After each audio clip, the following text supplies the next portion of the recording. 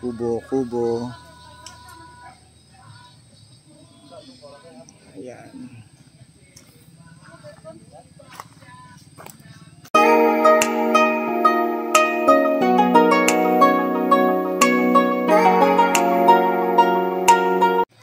So ayan na guys, gawa tayo ng kubo-kubo. Bali ayan nga guys, pansamantala lang tong pinapagawa ko kasi para pag may gumawa ng tindahan, meron silang sisilungan para kahit umulan, okay lang. Saka yun, pinapatrim ko nga pala yung mangga kasi masyado nang mayabong yung yung puno. Tsaka mga idol, walang metro rito, puro tansyahan na yan, sipat lang. Pero ang gagaling gumawa ng mga yan.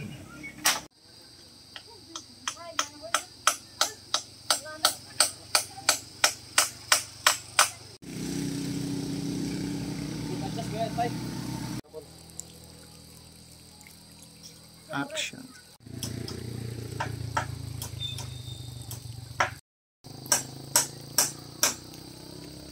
Yung aking maliit na bahay-bahayan kapag gawa ko ng bahay bakasyonan lang.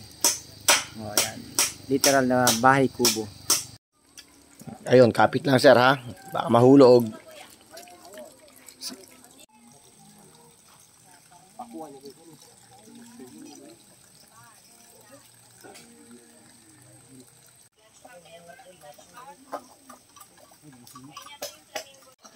So, ayun nga guys, no. Papagawa tayo ng ating bahay-bahayan, kubo-kubuhan. So, gusto ko lang ng mga native na bahay bakasyonan. Ayan siya.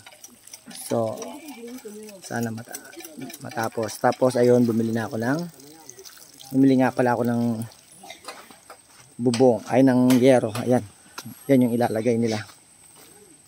Nasa aking motor. Ayan, ang haba. Oh, yan.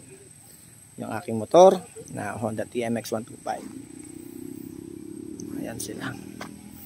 Para lang meron ako pagka stress ka. Ayun.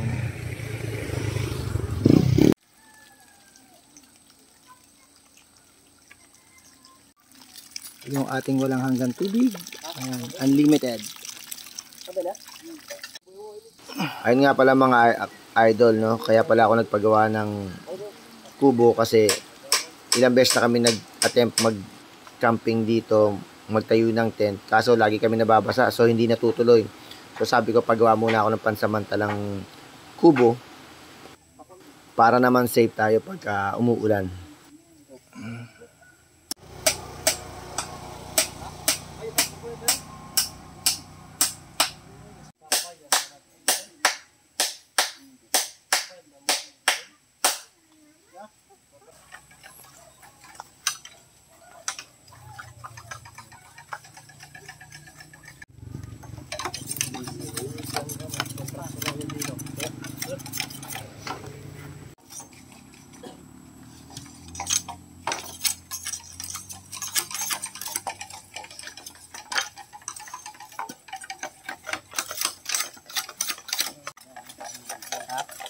Yeah.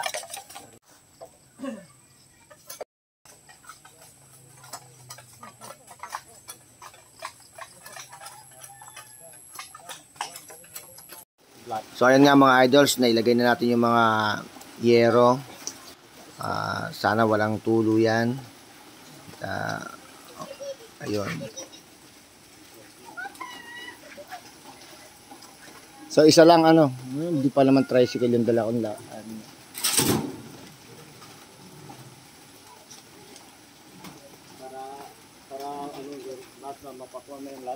hindi, sige. Basta i-fix nyo na yung basta kung isa lang ang kulang, natin. Para sabay-sabay na nga.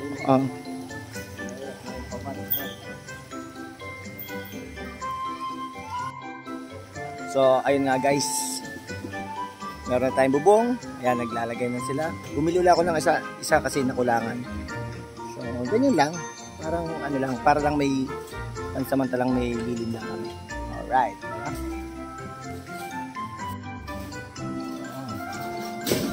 Ayun, no? Oh, ayan na, may bubong na. Ganyan lang siya, guys, ha? Para hindi lang kung sa umuulan pag pumunta kami rito. Ayan. Ayan, no? Tingnan ko, silipin ko muna yung mga, ano, halaman ko.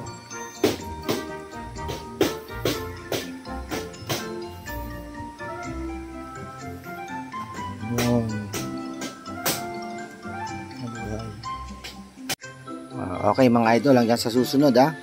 Ganyan lang muna yung ano natin, kubo natin. Pansamantala. Okay, ingat. Okay, RJ Makulits TV. Peace out.